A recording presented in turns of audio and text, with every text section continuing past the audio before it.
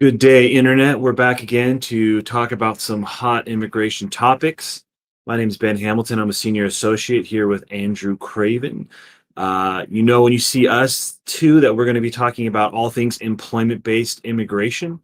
And today we thought we would talk a little bit about the proposed H-1B lottery rule. I guess I'm not sure proposed is the right word. It's actually on the books. It's just its implementation has been delayed until the end of the year, while the Biden administration considers whether or not they want to keep it or change it or not. Um, so let's just jump right into this. Andrew, what does the rule actually say?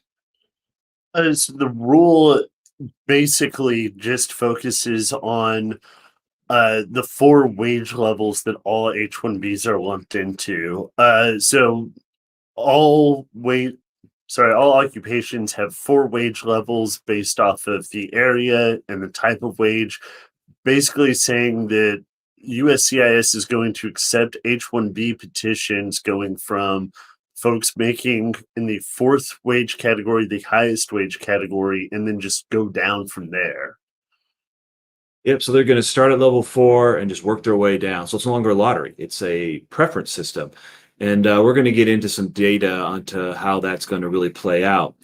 So as to the official why they're doing this, I looked at the rule, and of course, there's a couple obvious ones. Is just saying, well, it's going to incentivize employers to offer higher wages.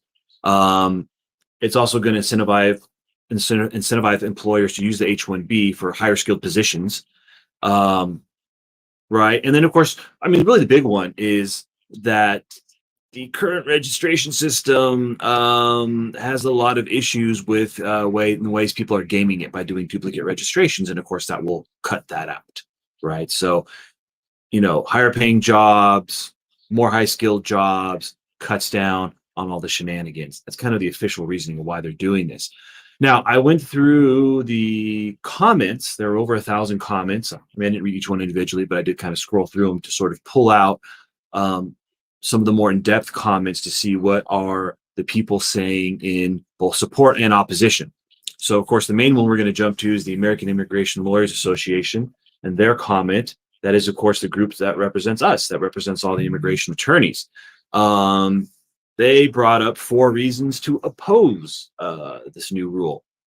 The one being is that it was done under the Trump administration under Acting Secretary Chad Wolf, and he was unlawfully appointed. That's actually been the basis to oppose a lot of stuff, a lot of rules.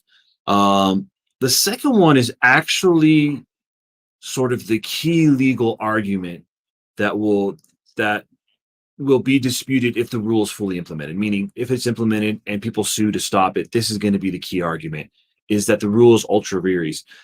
Basically, the argument is being that Congress says that the cap shall be issued in the order in which petitions are filed. So they're basically saying the agency doesn't have the authority to change the lottery from a preference system. And that is going to be the sort of main legal argument as to why. Of course, the third one is the sort of the main just kind of common sense argument to say, hey, there's the potential that if you cut off the pipeline from university to H-1B, then, well, people are going to stop going to foreigners are going to stop going to U.S. schools, and it could potentially dry up the talent pool.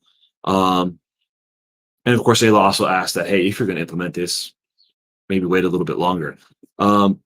Related to that, there was a comment from the American Medical Association, who, had a somewhat similar comment that, we're facing a physician shortage, and that this is only going to contribute to that, because it's going to devalue physicians in medically underserved areas, smaller medical practices. Plus, there's an argument that a level 1 doctor makes more than level 4 in a lot of other positions. So, why would you go on a straight salary range when certain positions are going to be disadvantaged over other positions. This ties into a comment from the National Foundation for American Policy.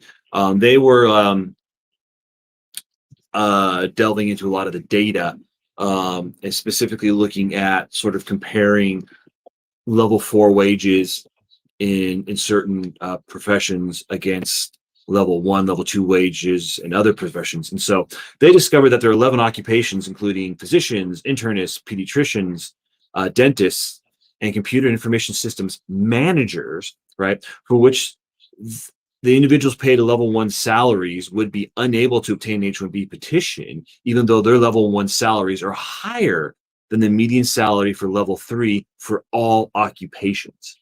Right, so the level 3 median is 109. They're saying the level 1 for these positions is actually higher than the level 3, and that, you know, so there's certain sort of actually the highest skilled positions that would be disadvantaged.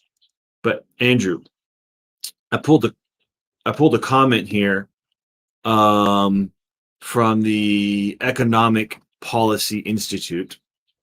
Why don't you talk about that? This is one of the ones that was in favor of the new rule, the Economic Policy Institute. So what did they have to say in support of the H-1B rule? So they think that, like you were saying, with it cutting down on shenanigans, it's also going to target some of these outsourcing companies that are actually paying lower wages and kind of using the H-1B system more or less to game the system. And it would also prioritize H-1B visas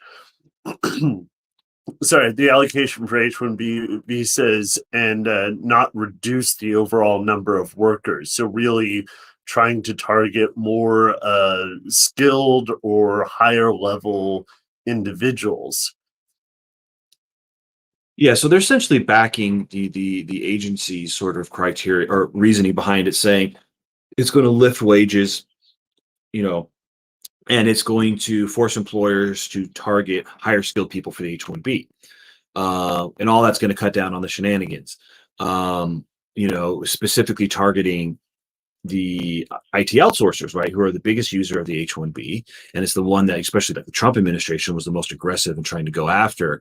And then the EPI also put forth a suggestion as to how to defeat the rule that the agency doesn't have the authority, by simply saying, well, instead of collecting all cases and then doing a preference system, just collect the level 4s first.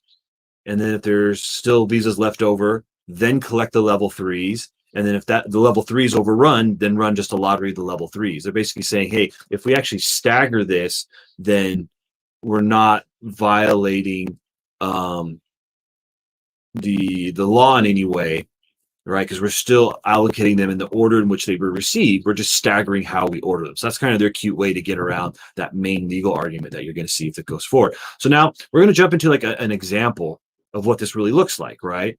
So we pulled the wage and level data for a software developer applications, which is a very, very common field. And this is for the Dallas-Fort Worth area. So level 4 wage is $128,000 a year. So when you're looking at these wage levels, you know, knowing that if you want to have a shot at getting an H under this new system, you would have to be at a level 4 or a level 3. Now, again, the problem you're looking at is we're talking about cap cases. We're not talking about extensions. We're not talking about renewals. We're talking about first-time applicants, which the majority are people who are fresh out of college.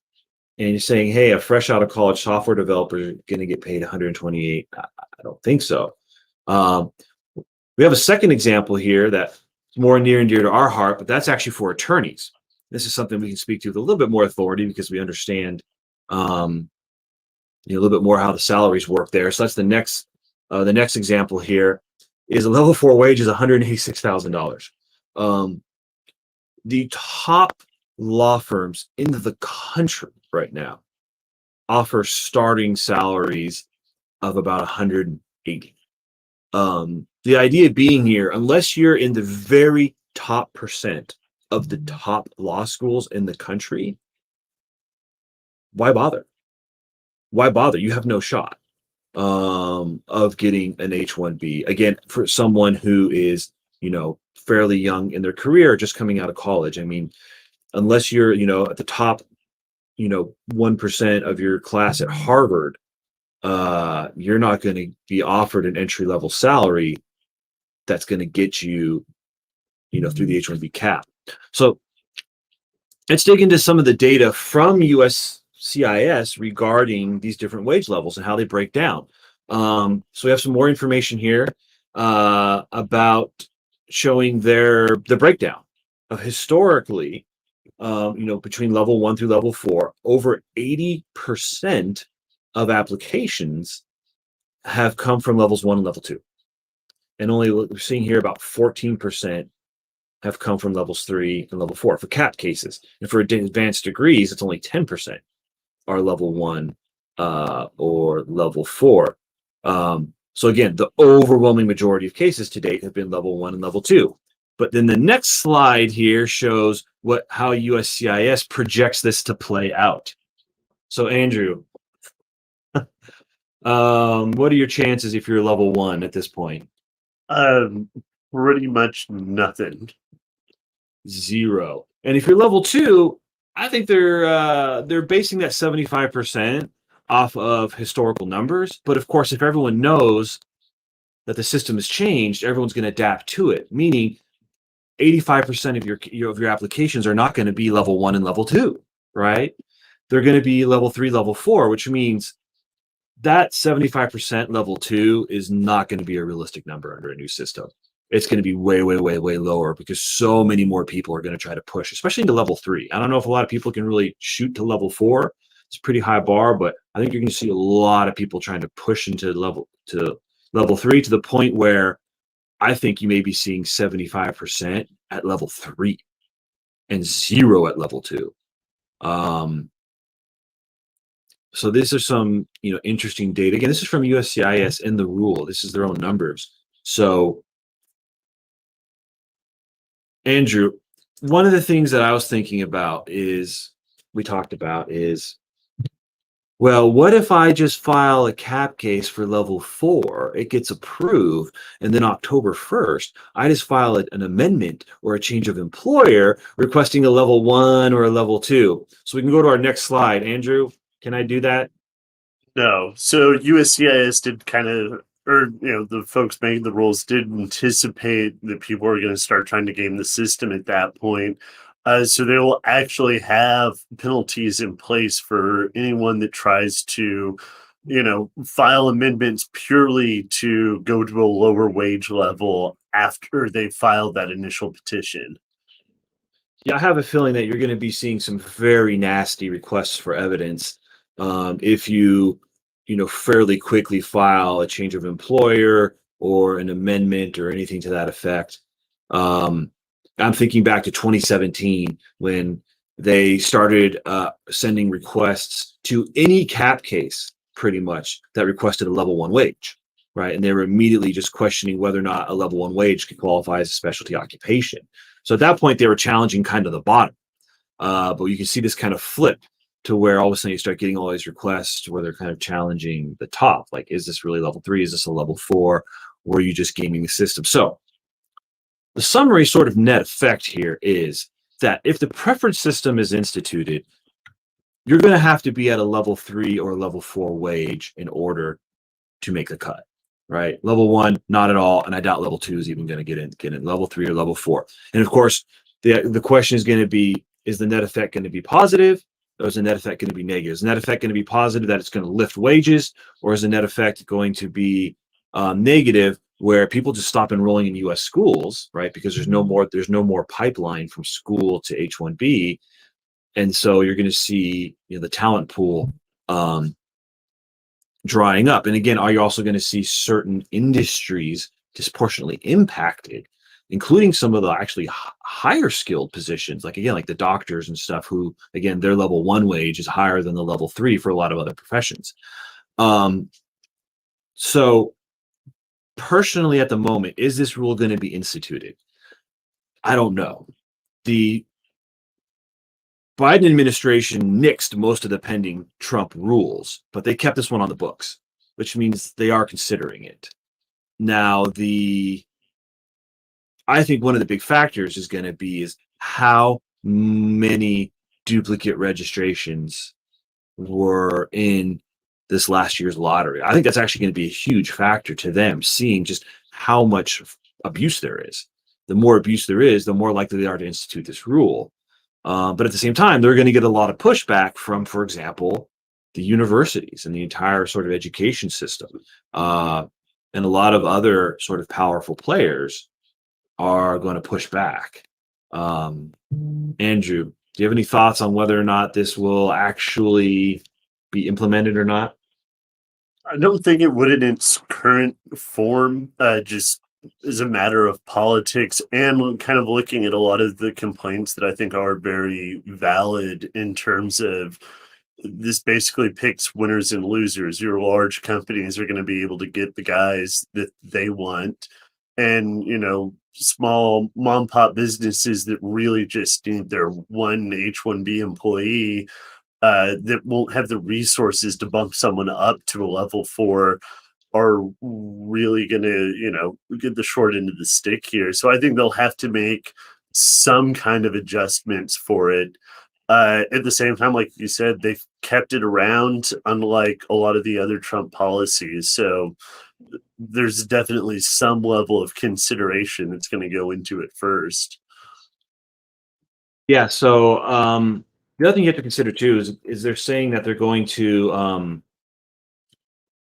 this is targeting the IT outsourcing companies, but they keep forgetting that they've already figured out the way around, because they were being so aggressively targeted under the Trump administration that they were just hiring these guys in India, employing them for a year, and then transferring them on L-1Bs for specialized knowledge, which don't even have a prevailing wage. Meaning, on an H, they might have had to pay the guy $80,000, but on L-1B, they can pay him $40,000. So there are still ways around this to begin with, especially for the IT, those consulting companies. So yeah, it's going to benefit, I think an Amazon or an Apple is going to be great. Your smaller employers, especially ones that are located in urban areas, are going to have a harder time. So we'll talk some of the alternatives here, just because, look, the current system is broken, right? I'm not trying to say that the lottery is better than this proposed preference system. I mean, obviously the current lottery with its registration system is just being abused left and right. So what about alternatives, right? One of the alternatives is just to keep the lottery, but add in more exemptions. Because right now, the only thing that's exempted are institutions. So there are employers who are exempted, which are usually universities and research institutions. So if you get offered a job from a university, you're not subject to the H-1B cap. But then if you later try to change employers to the private sector, you will be subject to the cap. To just say, hey, maybe something like PhDs, maybe doctors and nurses, maybe people with master's degrees in STEM fields or PhDs in STEM fields, or maybe level 4 wages. Certain things are just exempt. So then the lottery is more focused on the lower skilled places. A second option, and this has actually been proposed before, I think during the Obama administration, was a preference system that was a mix of education and wage level. So if you see here, this is based off of my memory. I don't think this is 100% correct, but this was kind of how it would work, right? So they would first take everyone with a U.S. master's degree in a STEM field, then a U.S. master's, then level 4 and down. So here, obviously, the focus would be on, people with the highest education from the United States in fields that we need. And so slightly better system, I think, because it's not based solely on wages.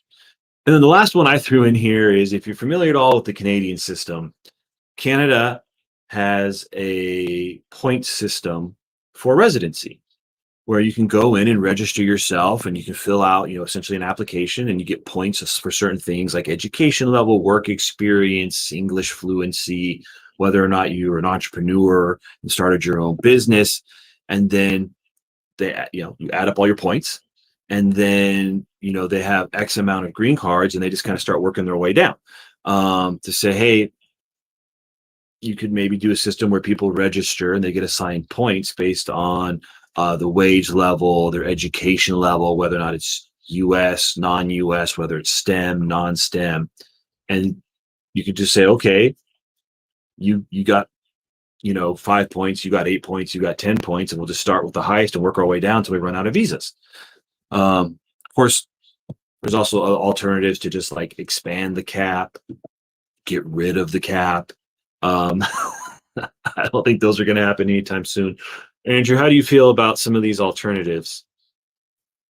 I mean, my big thing is really, like you were talking about earlier, folks in rural areas. So what about your smaller businesses, your folks that are, not in like New York, Dallas, or San Francisco, where you have a high population of educated folks, but, your small town America that really is looking for someone that they can attract to that area that also has the skills. So, I mean, yeah, some kind of preference system that takes into account the individual's skills, education, and the wage, that's great. But I think you also have to consider, the core of what the H-1B program is, which is to supplement the U.S. workforce in areas where it needs it. So I think you would always have to also consider like what businesses need. I guess the one other question that we're really going to have to sort of answer is you talk about how it's to employ people in specialty occupations to supplement their workforce, but there's also a lot of people that talk to it about, well, no, it's the best and the brightest, and saying, well, which is it going to be, and picking a path and running with it. If it's the best and the brightest, then it should be merit based in some way, but not just salary. It should combine other stuff. Or is it just about supplementing the U.S. workforce? And then you say, well, then maybe looking at more about just more exemptions and expanding the cap and not really worrying about a merit-based system. Of course, we'd love Congress to step in, just kind of make a decision. They're not. So we're going to continue to argue about this. But in the end, this is this kind of help people sort of understand what this is going to be, some of the pros and cons. But again, as of right now, its implementation has been delayed until December 31st, 2021. So that means the Biden administration is still mulling it over. They could still get rid of it, or it could go into effect. We don't know yet. But if you have any questions, let us know. You can leave us a comment, Facebook, YouTube, go to our website. If you have any more in-depth questions, you'd like to schedule a consultation, you can do that. Otherwise, I hope this has been helpful, and we'll be back with more videos here in the near future. Thank you.